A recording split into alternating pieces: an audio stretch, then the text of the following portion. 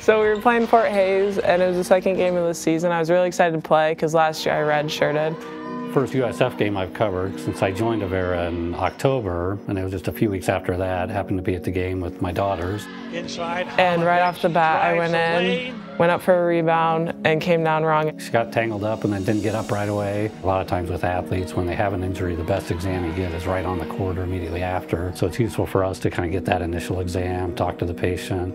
The fall had done ligament damage. Cass's season would be cut short. Confirming it's my ACL, my season was over. Time is invaluable for athletes, especially in season. In her case, it was getting the MRI schedule very quickly within that first week and really turning things around so we can kind of have a definitive game plan going forward. The first step was repairing her knee in the OR.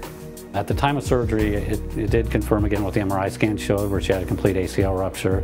And she had a bit more of a complex type lateral meniscus. We were able to get stitches or sutures across it to kind of tie the meniscus back together to get that to heal. And then we replaced her ACL, which is standard. So in her case, we put in a graft using a patellar tendon, which is a strip of tendon in the front side of the knee, where we take a little bit of bone from the kneecap, a little bit of bone from the shin bone, and the tendon attached in between. The challenge after that is rehab time.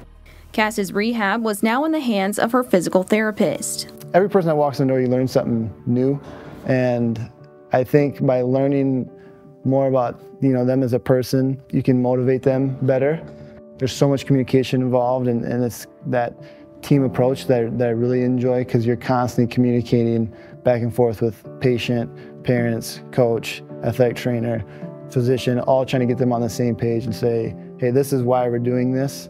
And the long-term planning of this is where they're at, how do we get them to where they were, and for me, getting them a little bit better. I was in the brace for 6 weeks, I believe, and so putting weight and getting used to walking again, that was hard, but that was probably the first big milestone. Milestones mark making progress easier in a process that takes the better part of a year. A lot of people don't know really what all goes into it, but it's a lot of work for sure. I kind of had a couple setbacks. My quad wasn't firing up at first, so I had to really work on that, really work on the strength. We're still working on it to this day, actually.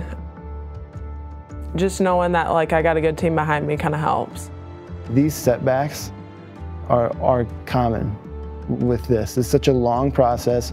Take it day by day, week by week. Understand that the feelings that you're having right now aren't going to be indicative of your success later on. It's such a long road. As long as you can control the things that you can control, again, being disciplined with the exercises, having the right attitude, finding ways to still be involved, with your team or your job as best you can, to make sure you're getting fulfilled in that way. Sometimes it's just showing them, hey, you can do this. And instilling that confidence in them where maybe they didn't have it coming into that appointment. 3, 2, 1, kick. Come on, Cass, keep kicking. We don't know how the knee is going to respond. We can meet all these nice fancy criteria and we can say, hey, you're safe to start doing this.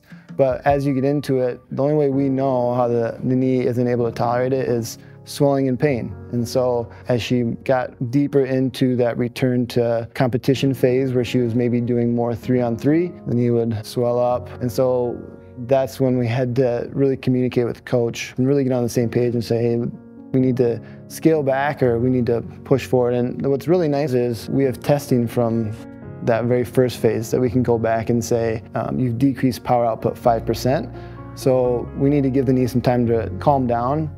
And then we come back 2 weeks later and she's 10% above what she was initially.